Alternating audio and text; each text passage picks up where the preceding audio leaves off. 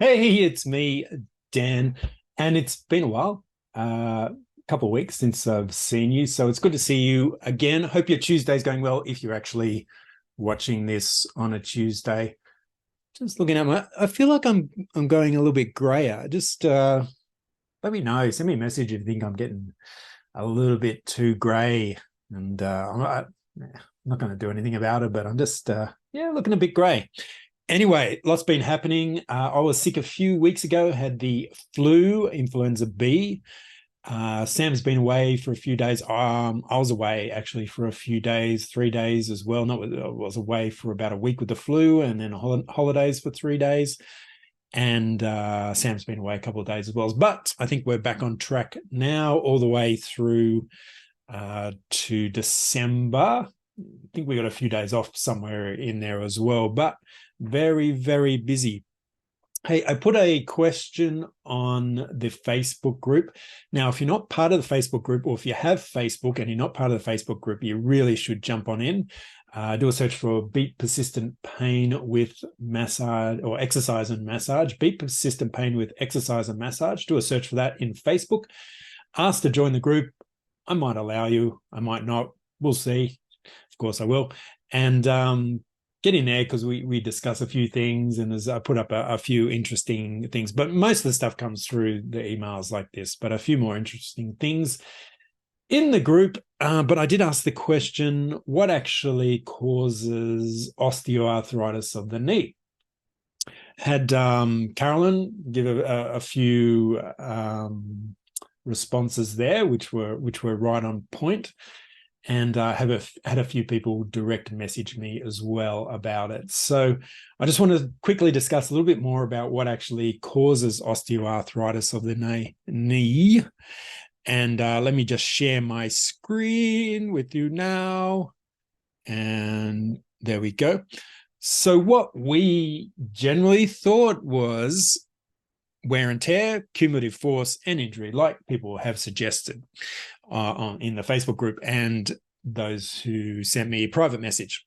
So generally when I ask people about osteoarthritis, they say, yeah, definitely wear and tear, cumulative force over a period of years, and also injury. Injury is an interesting one because I treat the camparators and now the women, a lot of people actually tell me or say to me that, the footballers must have really bad knees later in life. And I'm like, well, I see a lot of people with bad knees that actually sit at a desk and do not much activity for most of their life. So they're sitting at a desk for 8 hours a day and they still get osteoarthritis. So what causes that kind of osteoarthritis if it's not wear and tear or injury or so forth?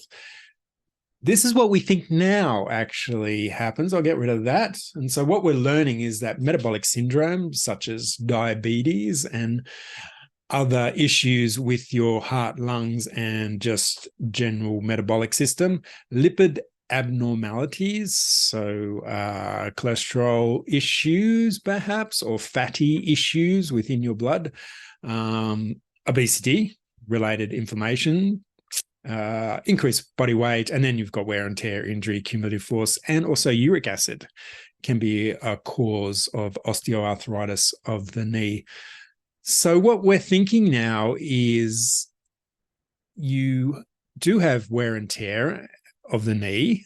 You can have injury of the knee, but we're thinking more about the possibility of inflammation and chronic inflammation. So these things on the right-hand side of your screen. So when we talk about inflammation, we mean chronic systemic inflammation, and it does a lot of harm over time. So we're looking at things like it just not affects the arterial plaques. So things like the arterial, like deposit of fat in your arteries, but it also affects your musculoskeletal system and also affects your bones.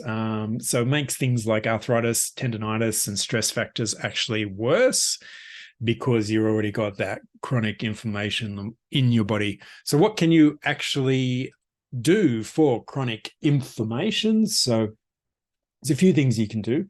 Is get your stress under control.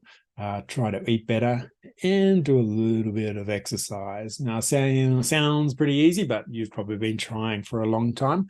What we can help you with, of course, is the activity, and not all activity actually helps osteoarthritis of the knees. So you can do some exercise that actually makes it worse. So we have to find the right thing to do for you, and we've been doing that for many years now. On the diet side, it's good to see a dietitian and get some information about that. And stress, well, that's a cumulative thing of many things that happen over time, obviously, but definitely for activity, it doesn't always have to be walking, running, cycling, strength training. There can be a mixture of things. So what we try and look for is things that actually can help you increase your leg strength and decrease your knee pain over time. Hope that makes sense. Osteoarthritis of the knee doesn't have to be as bad as it is. We'll try and make it feel a little bit better. Hope you've been well. Thanks for tuning in on Tuesday, if it is actually Tuesday. And we'll catch up with you soon. Okay, see ya.